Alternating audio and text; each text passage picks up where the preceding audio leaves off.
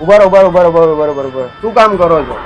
એરટેલમાં job કરું છું. એરટેલમાં શું કામ કરો? હું ઘરે ઘરે સિમ કાર્ડ આપવા જાઉં. હા, સુરતમાં સિમ કાર્ડ આપો? હા, આ પાલ હરાજન ભાઠા સાયકલ લઈને ખાલી? સાયકલ લઈને આ કામ કરવું પડે એના માટે છે કે કારણ કે મેં ઘરે બેઠો મને સમજ નથી પડતી કે ના ભાઈ અમે બી કઈ બતાવીએ કરીને કે મારા જેવા વિકલાંગ લોકો જો કે ભીખ માંગે આ કરે તે કરે પણ મેં કરીને બતાવ્યું કે આ મારે જોબ કરવી છે. કેટલાનું છે સિમ કાર્ડ? અમે એમ તો ઓનલાઈન 300 રૂપિયાનો વેચીએ છીએ, રિચાર્જ જ પૈસા લઈએ છીએ. તો મને એક સિમ કાર્ડ આપો ને. આધાર કાર્ડ આપો તમારું.